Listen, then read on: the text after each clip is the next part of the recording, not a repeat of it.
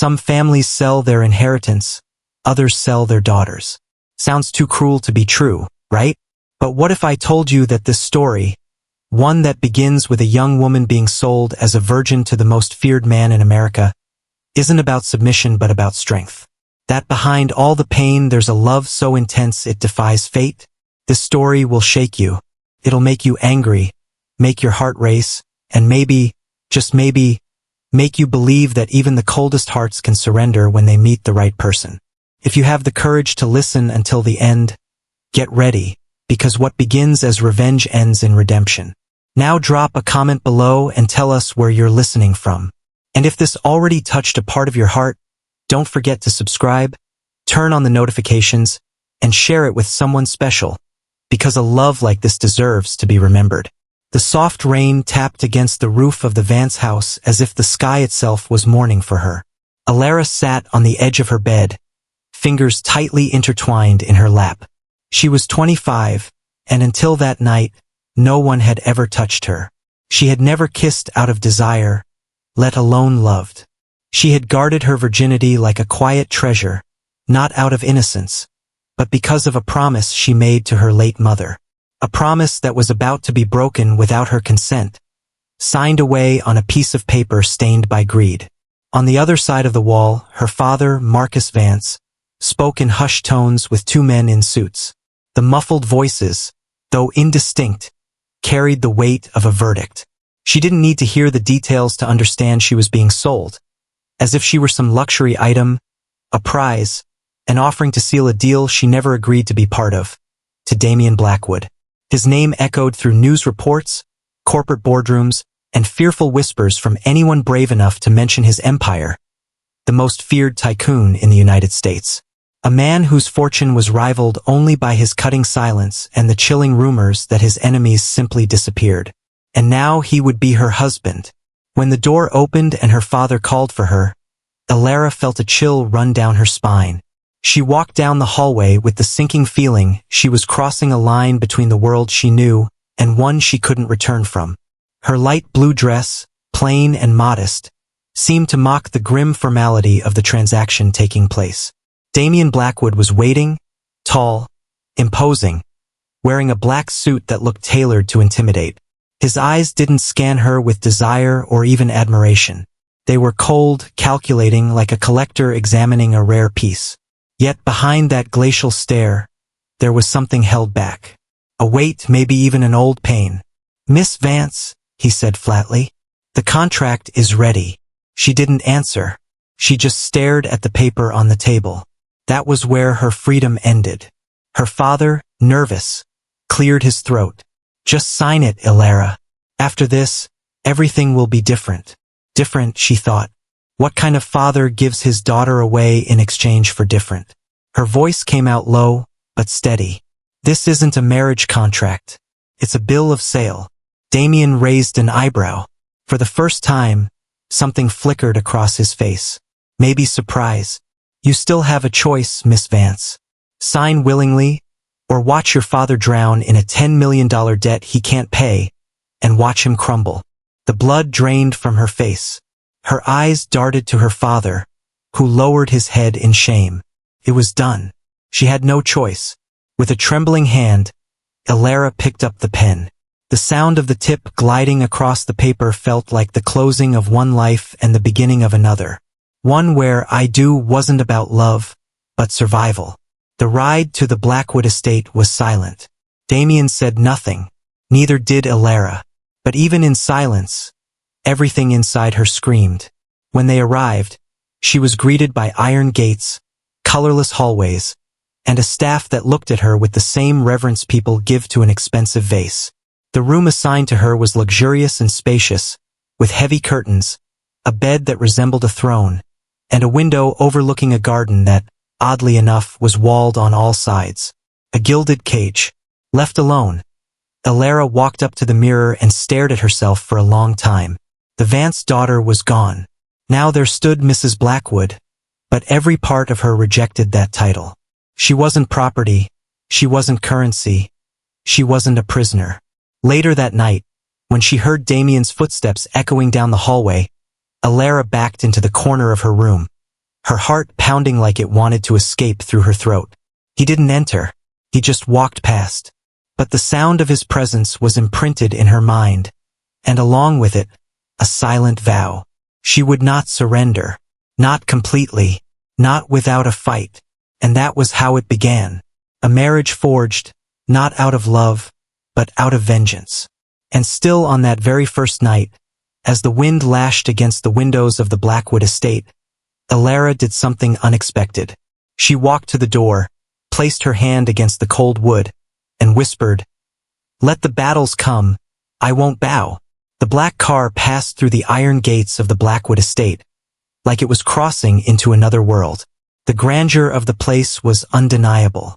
Marble columns, tall windows draped with heavy curtains, perfectly trimmed gardens, and a mansion that seemed built not just to impress, but to intimidate. But Alara wasn't easily intimidated. Even with her stomach in knots and her soul uneasy, she stepped out of the car with her head held high, as if she weren't being led into a prison disguised as paradise. Outside, the staff stood in a silent line, eyes lowered, posture stiff. No smiles, no warmth. Just the formality of people who already knew she wasn't welcome. She was a duty, a name on a contract, an intruder. Damien stepped out of the car behind her, his stride firm, expression unreadable. It was as if every stone on that ground recognized who he was. The house itself seemed to fall into a reverent, almost complicit silence at his presence. "Follow me," he ordered, without even looking back. Alara didn't respond. She simply followed him through the cold corridors, the sound of her heels echoing like small acts of rebellion against the silence.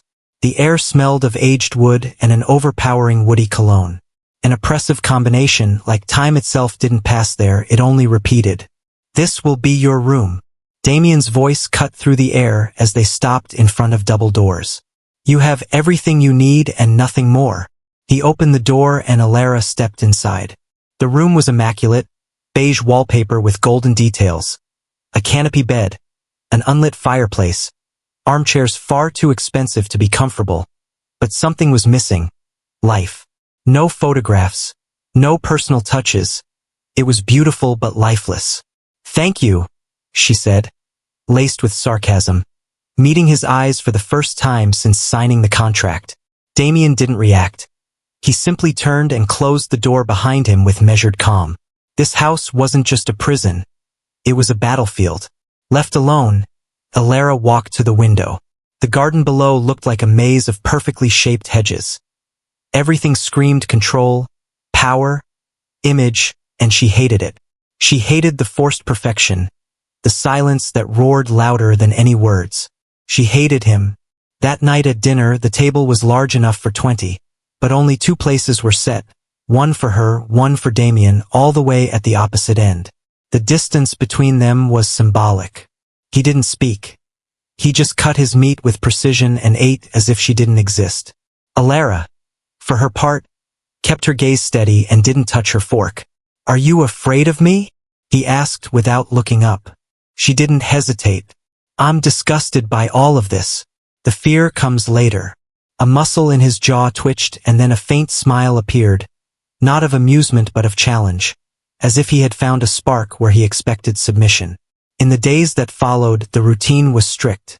Alara woke with sunlight filtering through the heavy curtains, came down for breakfast and was ignored by everyone, as if she were invisible. She had the freedom to walk the grounds, but the high walls and discreet guards constantly reminded her that freedom there was just a polished illusion. She began studying the staff, the paths, the locked doors, the times Damien left and returned. She watched everything, and behind every quiet step she planted a seed of rebellion. One afternoon, while crossing the main hallway, she saw Damien speaking on the phone. He looked tense, his right hand pressed against the window, eyes fixed on nothing. "I don't care what they think. She's here, and that's exactly where she needs to be," he said, his tone dark. Alara's stomach turned. This wasn't just about debt. There was something more, something personal.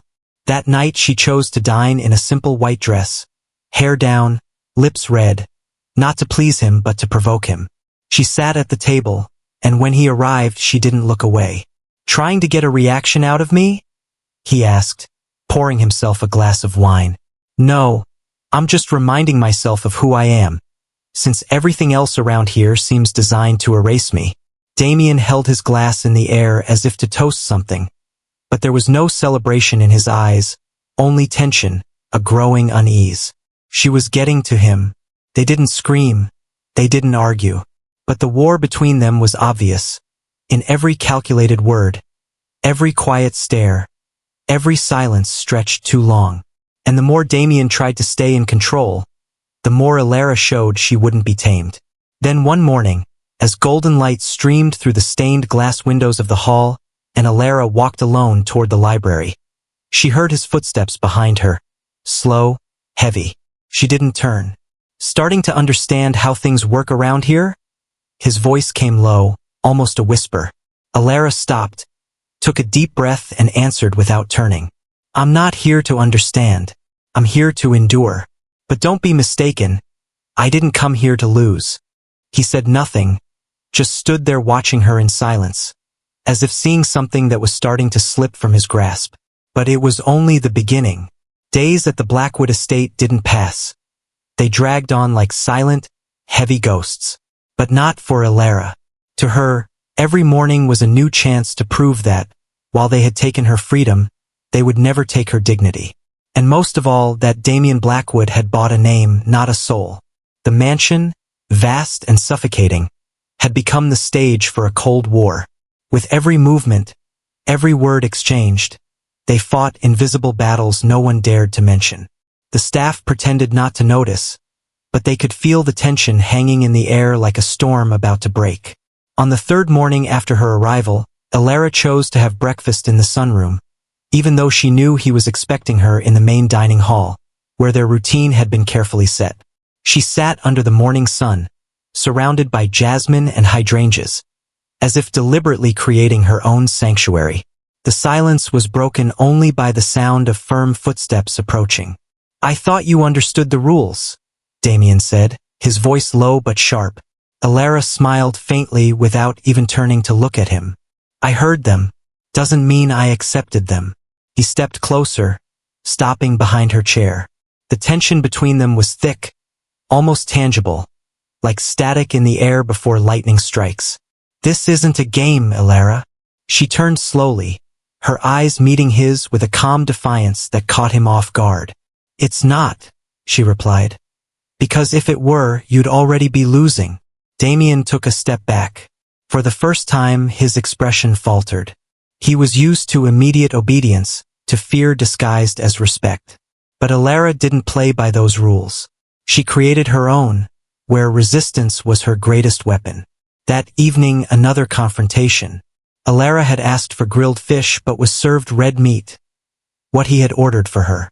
I asked for fish, she said softly, cutting the meat with elegance, though she didn't eat it. Here requests are suggestions. Orders are mine, he replied. She placed the silverware down gently, folded her hands in her lap and looked at him with calm, almost mocking serenity. A wife is not a soldier, Damien, and I'm not the kind who marches without thinking.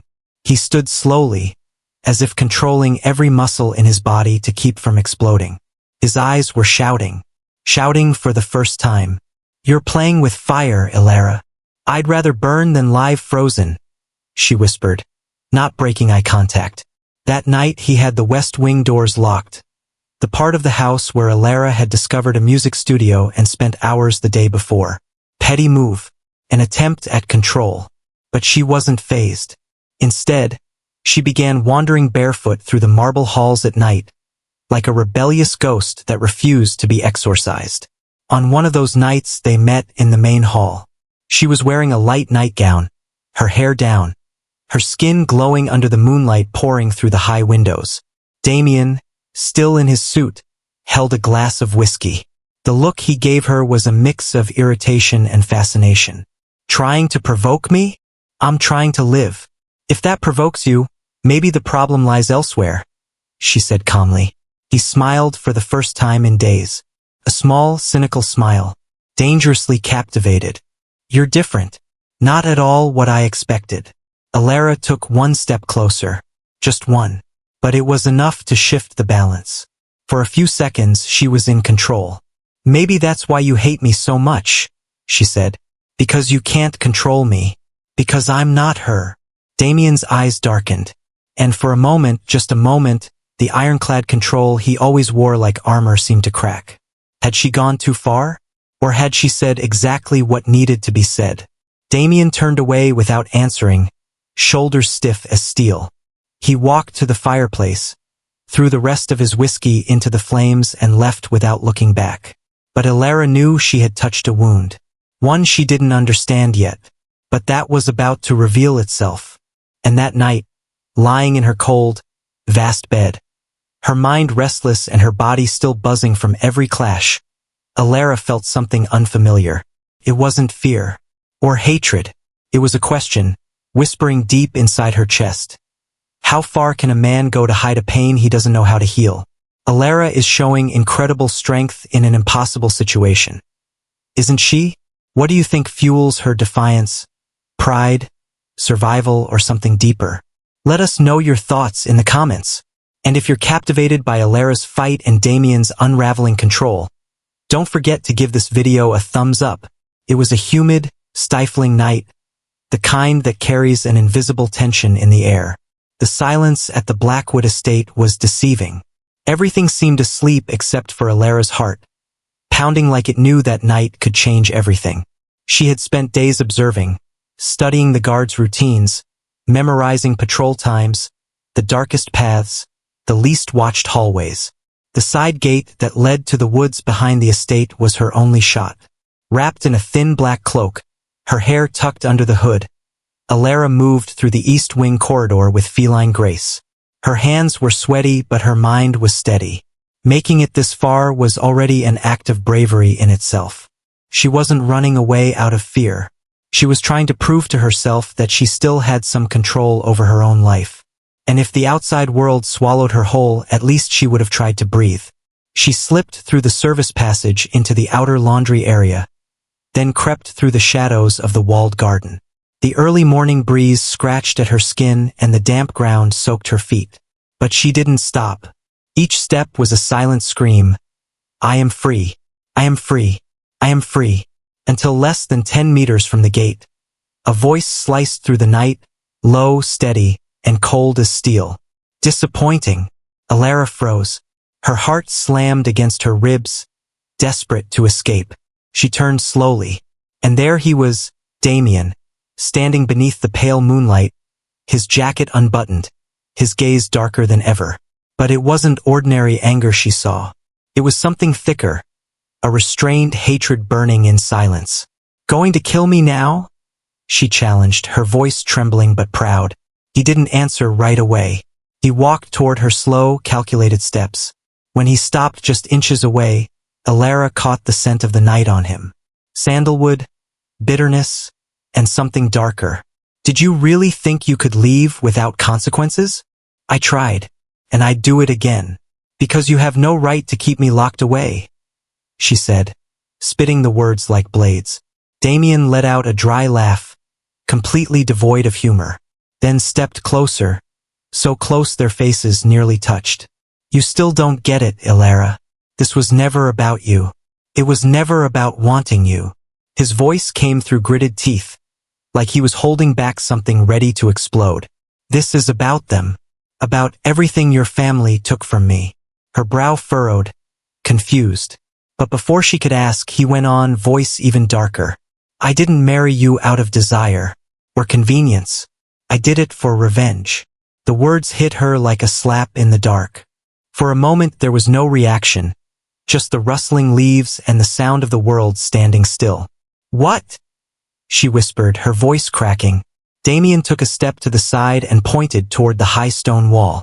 Every day you live here, every time you wake up and breathe this air, it's punishment. Not for you, for them. Your parents, your bloodline, your legacy. You are the living reminder of what they took from me. Alara felt her eyes sting, but she held back the tears. She wouldn't give him that satisfaction. Her stomach turned, her chest ached, but still she lifted her chin. So you hate me, without even knowing me. I don't need to know you to hate what you represent, he said with cold precision. Your face, your name, your presence, it all reminds me of her death. She stood in silence for several seconds. Then she spoke, voice thick, but steady. What kind of man marries someone just to torture her emotionally? That's not strength, Damien. That's cowardice. His eyes flickered with something between rage and shame, but he said nothing. You can lock me up, you can try to break me, but I'm not responsible for your past. And no matter what you do, you'll never make me carry a guilt that isn't mine. Damien looked at her as if he were truly seeing her for the first time. Something about her unsettled him. Maybe it was the way she held her ground, even while wounded. Maybe it was the way she stood there, unarmed and unafraid. Or maybe it was because deep down he knew she was right. But instead of replying, he turned and walked back toward the mansion. Tomorrow, 7 a.m. dining room. Don't be late, he said over his shoulder, his voice distant and forced. She stood there, alone under the dark sky, trying to make sense of the abyss she had been thrown into. Now she knew.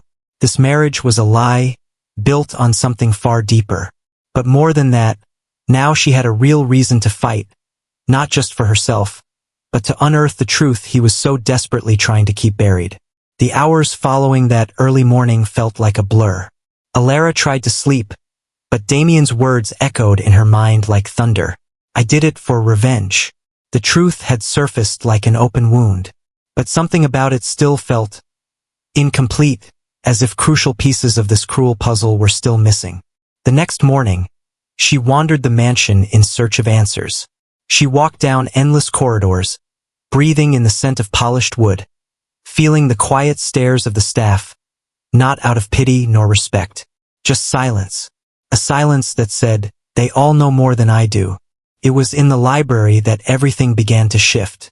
It was the only place where Alara felt she could breathe. There was something magical among those tall shelves, covered with thick, old books. A place where time felt suspended, and for a few moments she could feel like herself again. As her fingers glided over the spines, one slightly misaligned book caught her eye. It wasn't a book. It was an old photo album, its leather cover worn with time. Alara pulled it out gently, and the moment she opened it, her heart skipped a beat. On the first page, a black and white photo of a young woman smiling under the sun, wearing a simple summer dress, her hair blowing in the wind. Behind her stood a younger man, wearing an expression Alara had never seen on Damien. Until now, the name handwritten in the bottom corner made her breath hitch. Serafina Vale. She flipped through the pages carefully. Photos of trips, picnics, stolen kisses. A life that seemed to have been paused mid-laughter. Damien appeared in many of them, young, carefree, in love. But then on the last page, a yellowed newspaper clipping. Small, faded. But the headline screamed in silence. Fatal road accident. Diplomat's daughter dies at 24. The article said the car had been hit by another vehicle speeding through the intersection. The driver fled the scene. The name of the person responsible? Marcus Vance, Alara's father. The album slipped from her lap as if it had burned her hands. There it was. The answer. She wasn't just the reminder of a painful past. She was the daughter of the man who destroyed the woman Damien once loved. To him, she was the heir to the sin. Anger rose inside her like a quiet fire, burning her chest, her throat, her eyes. That's why the marriage. That's why the coldness. That's why the punishment. But something deeper stirred beneath the pain. Compassion. Because in the pages of that album, Alara had seen the version of Damien that existed before he turned to stone. A man who once loved with everything he had, and lost it all. The library door creaked open without warning. It was him. He froze when he saw her kneeling beside the open album. The silence between them was instant, thick as fog. Damien didn't move, but his eyes revealed the tremor inside him.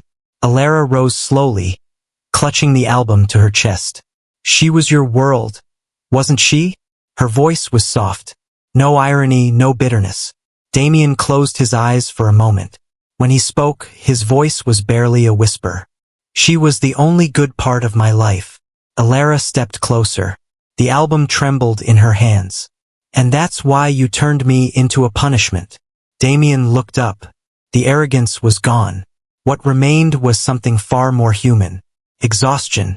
I didn't know what else to do with the pain. For a moment, time stood still. Neither of them moved. Her breath was shaky. His was heavy.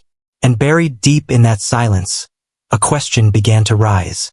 If he once knew how to love like that, could he ever love again? The day broke under a heavy, gray sky, as if the world mirrored the storm Alara carried inside. She hadn't slept. Not after finding the album. Not after hearing from his own lips that everything had been about revenge. The pain was raw, but the indignation, it grew like a storm on the verge of breaking loose. She couldn't pretend anymore. She couldn't survive in that prison without demanding answers. Without confronting him. Not as a forced wife, but as a whole woman. She found Damien in his office, the place where he hid behind piles of contracts in silence.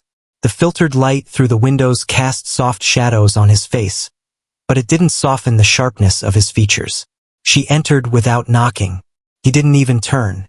So now you're digging through my albums on top of trying to escape, he said, his voice laced with cold irony, eyes fixed on the papers. Alara closed the door behind her. Firmly. I didn't start this dirty game, Damien, but I will finish it.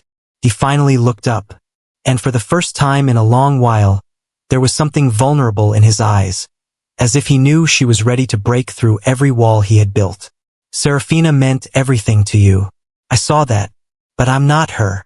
And more importantly, I'm not my father, she said, her voice steady, holding back the pain threatening to spill from her eyes. Damien said nothing, but his fingers gripped the armrest tightly. You chose me as your punishment, brought me here thinking you could break me. But didn't you realize that with every attempt to humiliate me, you only made me stronger? He opened his mouth to respond, but she continued, her voice shaky, but ablaze. I lost my freedom, was ripped from my life and thrown into your personal hell. And even so, I'm still here, standing, whole, looking you in the eye. Damien stood tall, intimidating, but she didn't back down. You want me to ask forgiveness for something I didn't do? To carry the pain your heart refuses to bury? She took a deep breath. I won't. Not out of fear, but out of self-respect. The silence between them stretched like a thread about to snap.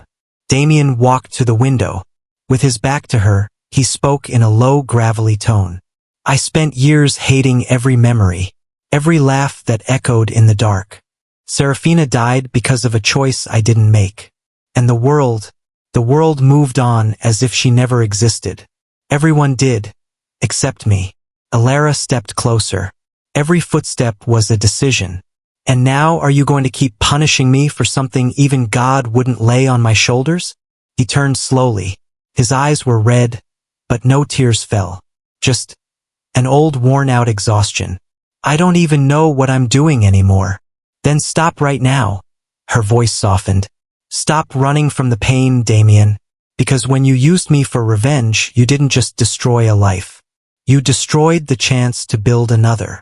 She stopped in front of him, so close she could feel the restrained heat in that body hardened by rage. I deserve respect, she said, her tone unwavering. Damien nodded slowly, like someone lowering a sword after years of war. But it wasn't total surrender. It was the first step of someone finally beginning to see their own guilt. You're stronger than I ever imagined, he murmured, almost in awe. Alara looked him in the eyes.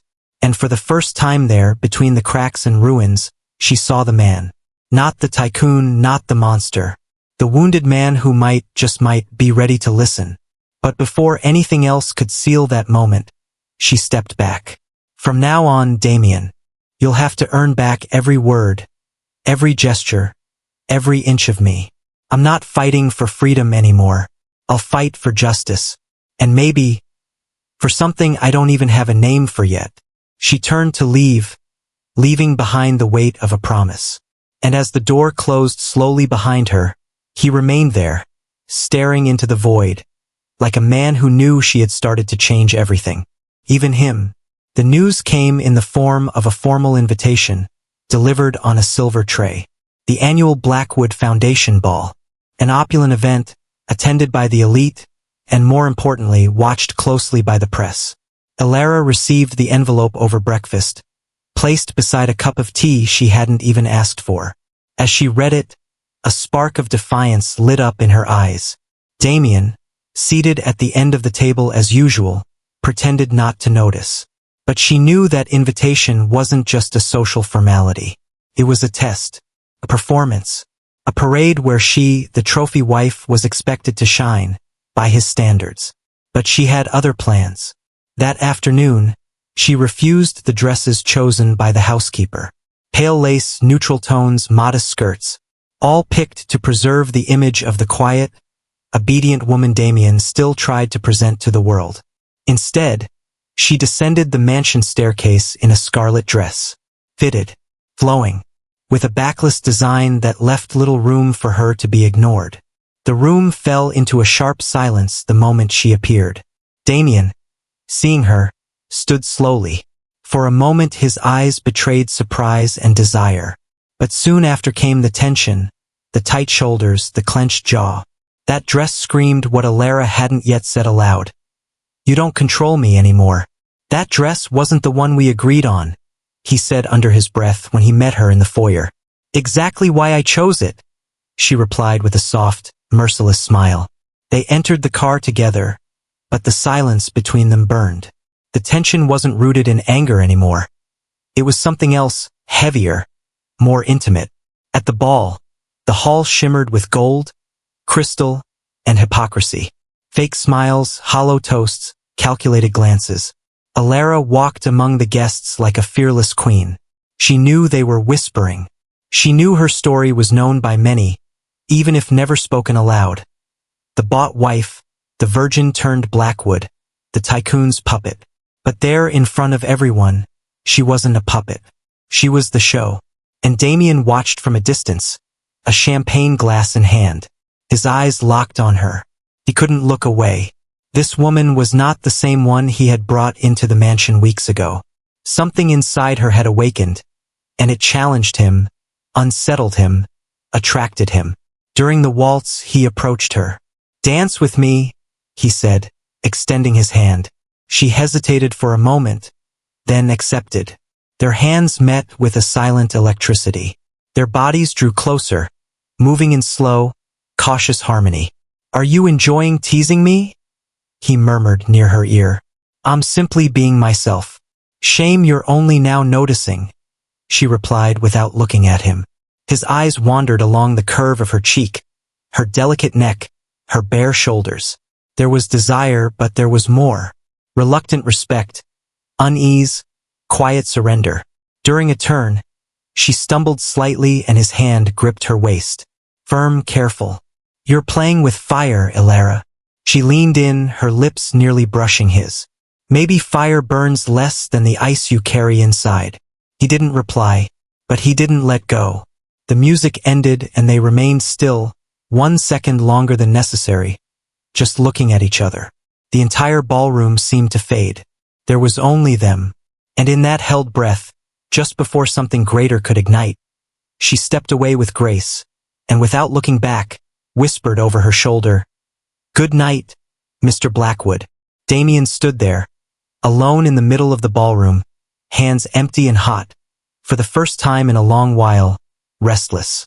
He didn't know it yet, but in that dance he had begun to fall. And this time, the fall wasn't for revenge. It was for her. The mansion slept in silence that night. But inside, restless hearts beat, out of rhythm. Elara couldn't stop replaying the moments from the ball. The way Damien's eyes had followed her, the grip of his hand on her waist, the unexpected heat in their dance. It was as if the cold, calculating man she had known was beginning to crack. But to what? Desire? Doubt? Or his own buried humanity? She was undressing from the scarlet gown when she heard hurried footsteps in the hallway. Not heavy, so it wasn't Damien. They were quick, tense, like someone running from something. She stepped out of her room without thinking, crossed the hallway, and heard noise coming from the west wing. One of the staff members was rushing down the stairs with a frightened look on his face. "What's going on?" she asked. The man hesitated, but answered, "An intruder, ma'am. Mr. Blackwood is dealing with it. Alone." She ran, barefoot, hair loose, robe hastily tied around her waist. Alara dashed through the hallway and out into the garden. The lights were on, and in the middle of the lawn, Damien was grappling with a masked man. The two rolled across the wet grass, trading harsh, breathless, violent blows. She screamed, but no one heard. A guard came running behind, too slow. In a split second, Damien took a blow to the face and fell to his knees. The attacker pulled a knife from his belt. Alara didn't think. She ran, grabbed a decorative stone from the flower bed and hurled it with all her strength at the man's arm. It hit. The attacker lost balance. Just enough time for Damien to rise and disarm him. The fight ended with the intruder pinned down as security finally took over. But Alara was still breathless when Damien turned to her. "Are you insane?" he shouted, storming toward her. "I saved you," she yelled back, chest rising and falling. "You could have gotten hurt. You have no idea how dangerous. And you think I care? You can hate me. You can lock me up. But you're not going to stop me from feeling." They were face to face now. Rage, relief, fear all tangled together. His eyes scanned her face, damp with sweat and adrenaline. Hers burned with emotion on the edge of overflowing. "You don't have the right to save me," he growled, voice rough. "And you don't have the right to use me," she shot back in a furious whisper. Then it happened. The silence between them snapped with a rough motion. Damien pulled her tightly by the waist and his lips crashed into hers like they could no longer resist. It wasn't a sweet kiss. It was a kiss of anger, of guilt, of desire caged for far too long. A kiss that burned like revenge, but also like a plea. She kissed him back, not out of surrender, but because she too carried fire in her chest. She too was tired of controlling what she felt. She too wanted to scream without words. When they finally broke apart, breathless, faces still close, Damien's eyes had changed. Less harsh, less lost. "This shouldn't have happened," he whispered. Alara touched her trembling lips with her fingertips. "But it did. And you know it as well as I do. It wasn't by accident."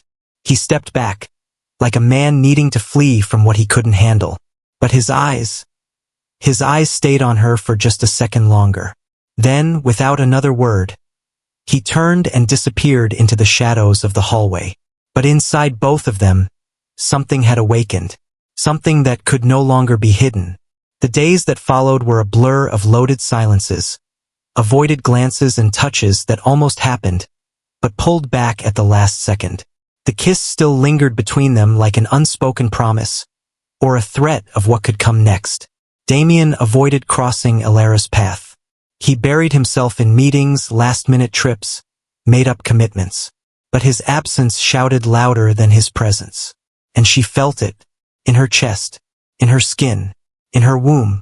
It was on an ordinary morning, one of those that arrived slowly with shy light through the windows, that everything changed. Alara woke with a strange nausea, a discomfort that didn't match her usual health. She thought it might be nothing, maybe stress, the weight of a suffocating routine. But when she found herself sitting on the bathroom floor, trembling, her forehead against the cold tile, hands over her stomach, the thought came like an urgent whisper. Can't be. She ran to the library, searched among the old medical books on the side shelf, until she found a first aid box. At the bottom, a forgotten pregnancy test, probably left behind by a staff member. The box was crushed, but the seal intact.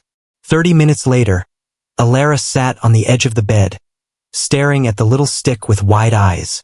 2 lines. The world stopped, and then spun. A wave of shock, followed by fear, followed by an indescribable tenderness. Her chest felt too small for the avalanche of emotions rising inside her. She thought about running, about hiding, about denial, but she knew she couldn't, and more than that, she didn't want to. That night, she waited for Damien in the east sitting room. He arrived late as always, jacket over his arm, footsteps slow. When he saw her standing there, his eyes narrowed, cautious. "Did something happen?" he asked coldly. She took a deep breath. There was no script, no plan, just the truth. "I'm pregnant." Silence. His breath stopped for a second, then returned, heavy. "Are you sure?" "2 tests. One this morning, the other just now." Damien took a step back, as if needing support from something that wasn't there. But he said nothing, and that hurt more than any words could. "I'm not asking you for anything," she continued. "Not explanations, not promises. I just thought you had the right to know." He walked over to the fireplace, rested his hand on the marble mantel, eyes lost in the flames. "A child. Our child," she corrected. Those 2 words seemed to crack something inside him. When he turned around, there was a strange look in his eyes. Not joy, not anger, fear, as if the ground had collapsed beneath him. I don't know how to be a father.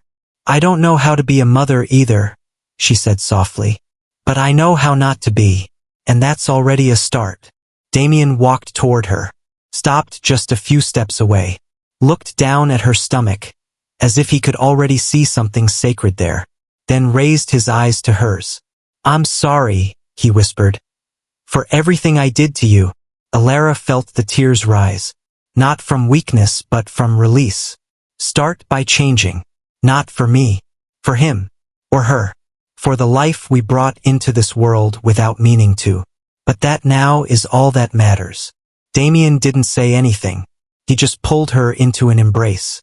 And in that embrace she felt something shift. It wasn't an apology. It was a promise. The Blackwood estate, once so cold and silent, began to breathe differently. As if little by little every wall, every hallway, every walled garden was being touched by a new breeze. Something subtle, almost imperceptible, but real. Alara felt it, and so did Damien. Since the discovery of the pregnancy, everything had changed. He was no longer the same man. He had left behind the dark suits more often, traded late-night meetings for quiet walks through the gardens. And surprisingly, he had learned to listen. For the first time since she arrived at that place, Alara wasn't just seen. She was heard. The mansion, once impersonal and impenetrable, began to show color.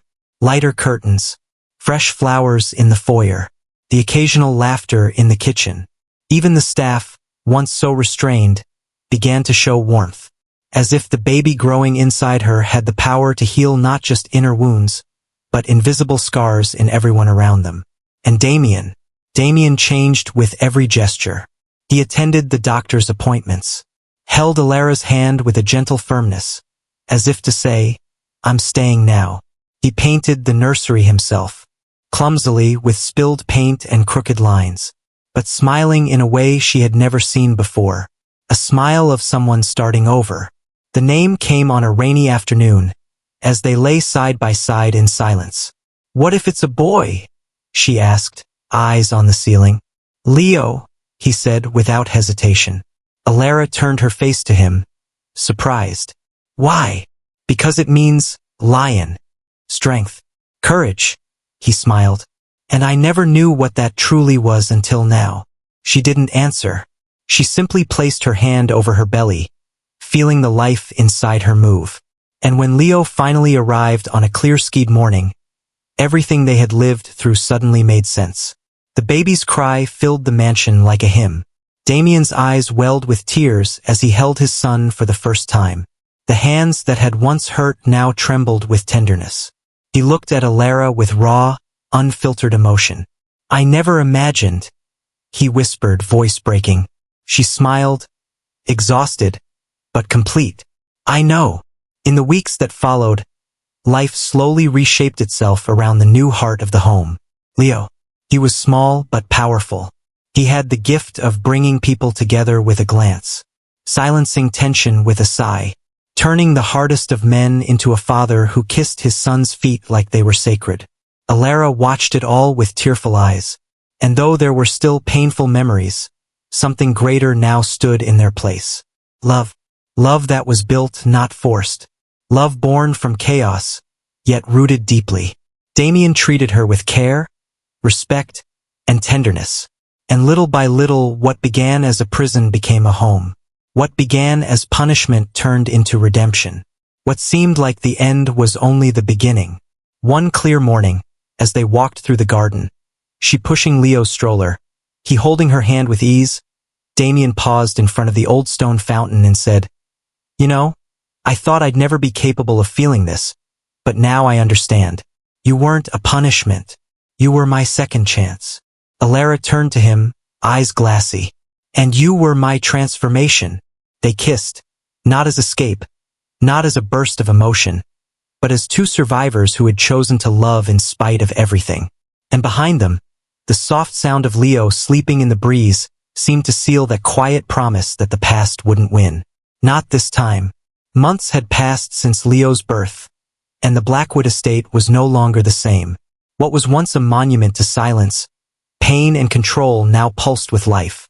The soft sound of Alara's laughter echoed through the halls, mingling with Leo's first babbles and the light footsteps of Damien, who no longer avoided mirrors or his own reflection. In the central garden, the very place where it all began, where she had nearly escaped and he had confessed his hatred, there now stood a new wooden bench placed under the shade of blooming magnolias.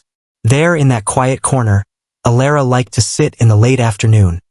Leo nestled in her arms, watching the leaves dance in the breeze. A simple scene, yet filled with eternity. Damien found her there one afternoon. He carried a blanket in his hands and calm in his eyes. He sat beside her in silence, gently covering her legs and the baby with care. They stayed like that for a long while, just breathing together, like people who no longer needed to explain anything. "Remember when I told you I never knew what peace was?" he murmured, eyes fixed on the trees. "I remember," she said, resting her head on his shoulder. "Well, now I know. And it has your name." Alara smiled slowly, because that love had no urgency anymore. It wasn't born of guilt or desperation. It was born of rebuilding, of healing, of a beginning so sincere, it hurt in the most beautiful way. Damien kissed the top of her head, then Leo's sleepy little face. "I made so many mistakes with you, Alara. But if I had to choose again, I'd choose to get it all wrong 1,000 times, just to get it right once like this." She looked up at him, gently touching his face. "You didn't fail. You survived. And now we live." Inside, the estate's bells rang softly, but no sound was stronger than what was unfolding there. The quiet sealing of forgiveness. The sound of love finally finding rest. As the sun slowly sank behind the hills and painted the sky in gold, Alara, Damien, and Leo remained where they were. An unlikely trio, an unlikely home, but a real one.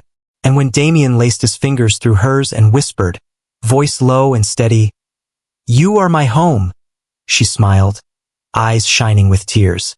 Because she knew that after everything they had lived, everything they had endured, this wasn't just a happy ending.